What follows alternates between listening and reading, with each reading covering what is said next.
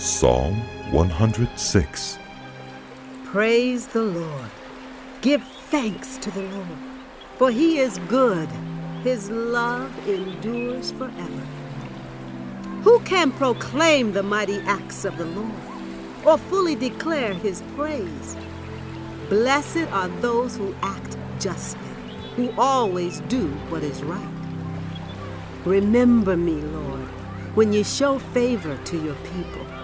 Come to my aid when you save them, that I may enjoy the prosperity of your chosen ones, that I may share in the joy of your nation and join your inheritance in giving praise. We have sinned, even as our ancestors did. We have done wrong and acted wickedly. When our ancestors were in Egypt, they gave no thought to your miracles. They did not remember your many kindnesses, and they rebelled by the sea, the Red Sea. Yet he saved them for his name's sake, to make his mighty power known. He rebuked the Red Sea, and it dried up. He led them through the depths as through a desert. He saved them from the hand of the foe. From the hand of the enemy he redeemed them. The waters covered their adversaries. Not one of them survived. Then they believed his promises and sang his praise. But they soon forgot what he had done and did not wait for his plan to unfold. In the desert, they gave in to their craving. In the wilderness, they put God to the test. So he gave them what they asked for, but sent a wasting disease among them. In the camp, they grew envious of Moses and of Aaron, who was consecrated to the Lord. The earth opened up and swallowed Dathan. It buried the company of Abiram. Fire blazed among their followers. A flame consumed the wicked. At Horeb, they made a calf and worshipped an idol cast from metal. They exchanged their glorious God for an image of a bull, which eats grass. They forgot the God who saved them, who had done great things in Egypt, miracles in the land of Ham, and awesome deeds by the Red Sea. So he said he would destroy them had not Moses, his chosen one, stood in the breach before him to keep his wrath from destroying them. Then they despised the pleasant land.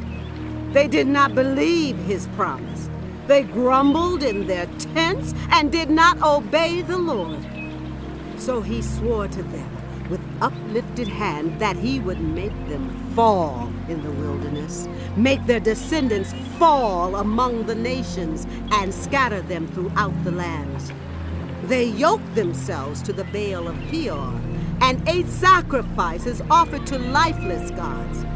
They aroused the Lord's anger by their wicked deeds, and a plague broke out among them. But Phinehas stood up and intervened, and the plague was checked. This was credited to him as righteousness for endless generations to come. By the waters of Meribah they angered the Lord, and trouble came to Moses because of them, for they rebelled against the Spirit of God, and rash words came from Moses' lips.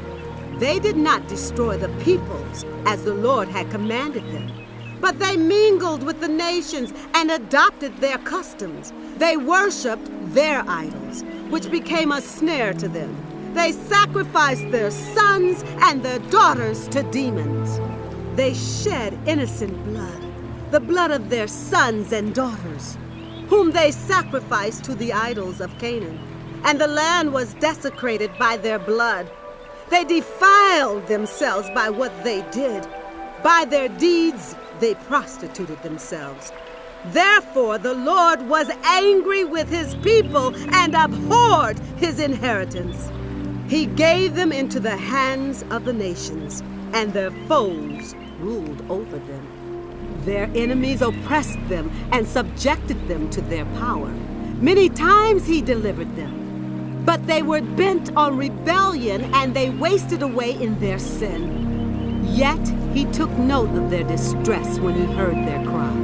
For their sake, he remembered his covenant, and out of his great love, he relented. He caused all who held them captive to show them mercy. Save us, Lord our God, and gather us from the nations, that we may give thanks to your holy name and glory in your praise. Praise be to the Lord, the God of Israel, from everlasting to everlasting. Let all the people say, Amen. Praise the Lord.